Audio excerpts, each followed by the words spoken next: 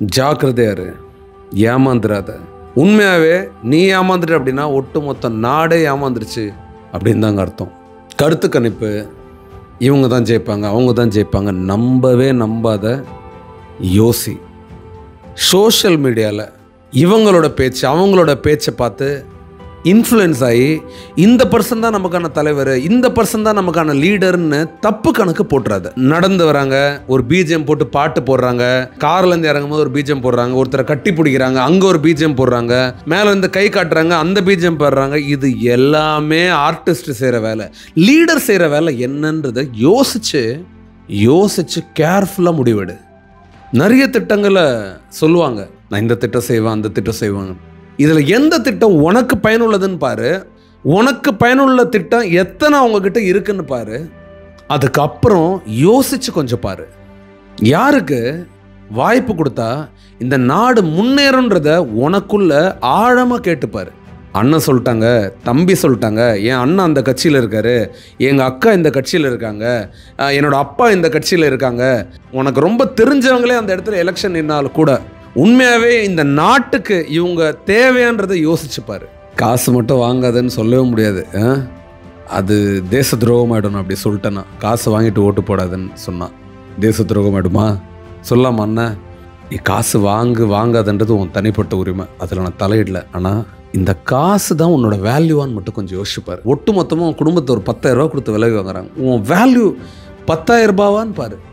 10,000 கோடி, 20,000 கோடி திட்டங்கள், 30,000 கோடி திட்டங்கள், 3 லட்சம் கோடி திட்டங்கள், இவ்வளோ பெரிய பிஸ்னஸ் ஒரு இடத்துல போகுது. நம்ம நாட்டுக்கு வர வேண்டிய பணம், பங்கிட்டு தர வேண்டிய பணம், யாரோ ஒருத்தருக்கோ 2 பேருக்கோ 3 பேருக்கோ அவங்களோட டெசிஷனுக்குள்ளே வந்து சரியான நபர்கிட்ட போய் அது சரியாக மக்களுக்கு பயன்பட்டுச்சுன்னா நீ வாங்கின அந்த 10,000 ரூபாய் 10 கோடியாக ஆயிடுச்சு நான் நினச்சிப்பேன். ஆனால் உங்ககிட்ட 10 ரூபா கொடுத்துட்டு இந்த நாடை பத்திரமா இல்லாத ஒரு நிலைக்கு, ஒரு இன்செக்யூரோட ஒரு நிலைக்கு நீ தள்ள போறேன்ற கேள்வியை உனக்குள்ளே கேட்டுப்பாரு.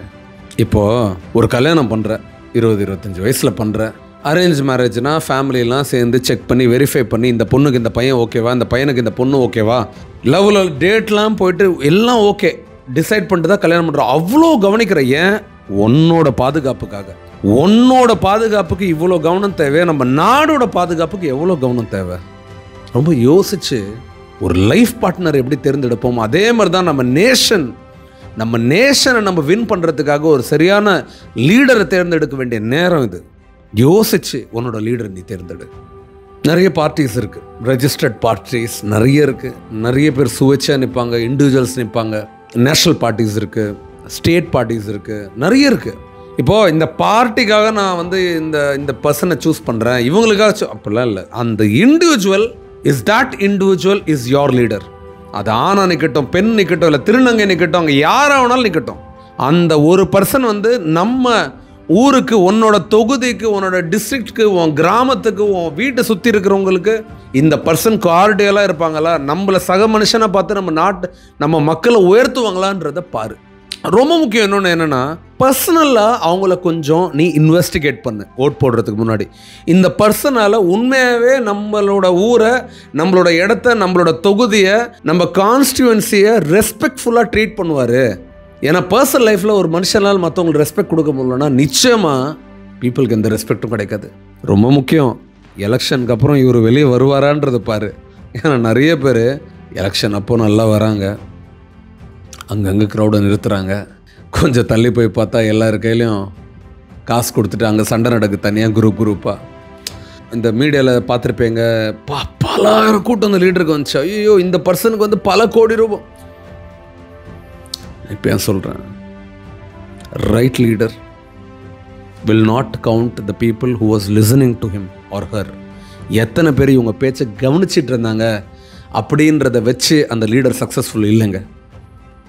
எத்தனை பேர் இந்த லீடரோட டெசிஷன் மேக்கிங்கால் சாட்டிஸ்ஃபை ஆனாங்க, சக்ஸஸ்ஃபுல் ஆனாங்க, க்ரோத் ஆனாங்க அப்படின்றத வச்சு தான் அந்த லீடரோட சக்ஸஸ். அந்த மாதிரியான லீடர் உங்கள் லீடரா கேட்டு உன்னோட ஓட்டை பதிவு பண்ணு.